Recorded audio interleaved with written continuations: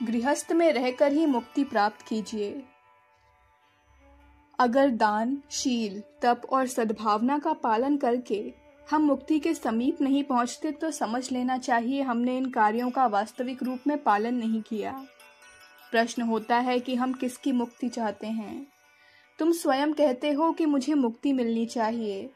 इससे प्रकट होता है कि तुम अपने मैं या अहम की मुक्ति चाहते हो। यह मैं ही अपने को सुखी या दुखी मानता है, अपने को बद्ध अथवा मुक्त मानता है। इसलिए मुक्ति की आवश्यकता इसी मैं को है।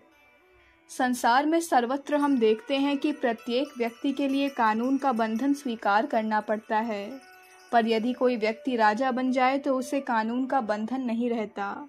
इसी प्रकार तुम अपने मैं अथवा व्यक्तित्व को राजा बनाओ, समष्टि रूप बनाओ तो तुम सुख दुख के कानून रूपी बंधन से मुक्त हो। घर बार के जंजाल में फंसे व्यक्ति कहते हैं कि मुक्ति इस लोक में नहीं मिलती, परलोक में मिलती है। यह बात झूठी भी नहीं है। बाह्य इंद्रियों द्वारा दिखाई पड़ने वाली दुनिया इहलोक है और अंतःकरण मन, बुद्धि, चित्त, अहंकार से जिसका अनुभव होता है वह सब परलोक है। इस लोक में तो मजदूरी और मेहनत का ही भार उठाना पड़ता है। शांति, मुक्ति, आनंद ये अनुभव तो अंतःकरण अथवा परलोक के ही हैं।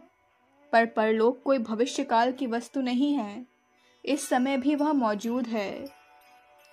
तुम आज भी परलोक और इहलोक दोनों में रहते हो और इससे अब भी मुक्ति का अनुभव कर सकते हो। मुक्त पुरुष के व्यवहार और विचार संस्कारबद्ध व्यक्ति के व्यवहारों और विचारों से भिन्न प्रकार के होते हैं। देहाती लोग भी खाते हैं, नगर निवासी भी खाते हैं और राजा भी खाता है, पर तीनों के खाने के तरीके और पदार्थों में अंतर होता है। भिखारी को हर्ष शोक होता है, राजा को भी हर्ष शोक होता है, साधु को भी हर्ष शोक होता है, पर तीनों के हर्ष शोक भिन्न प्रकार के होते हैं। भविष्य में मुक्ति प्राप्त होने के बंधनों पर ध्यान मत दो। तुम इसी जन्म में मुक्ति प्राप्त करने का उद्देश्य रखो कि जिससे मुक्त होकर जीवन रूपी घोड़े पर सवार होने का आनंद प्राप्त कर सको। खच्चर पर लदे हुए मूर्ख की तरह समस्त जीवन व्यतीत कर देने में क्या लाभ है।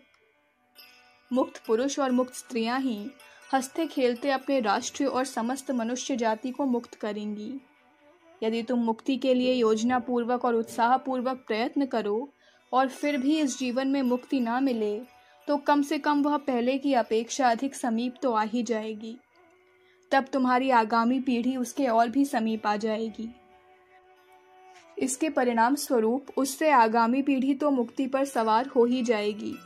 उसमें आवश्यकता इसी बात की है कि तुम अपनी आगामी संतान में मुक्ति के लिए बेचैनी का भाव पैदा कर दो।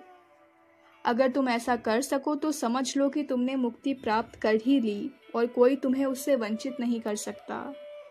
चूँकि मुक्ति और बंधन मन पर निर्भर करता है, इसलिए राग, द्वेष व आसक्ति रहित फल की आशा न रखकर गृहस्थ कार्यों को कर्तव्य पूर्वक पालन करते हुए कर्म बंधन से छूट सकते हो। अखंड ज्योति, जुलाई 1959, पृष्ठ संख्या 8। हमारे YouTube चैनल विचार क्रांति दूत अखंड ज्योति पत्रिका को सब्सक्राइब करें एवं अगली वीडियोस प्राप्त करने के लिए बेल आइकन दबाएं। धन्यवाद।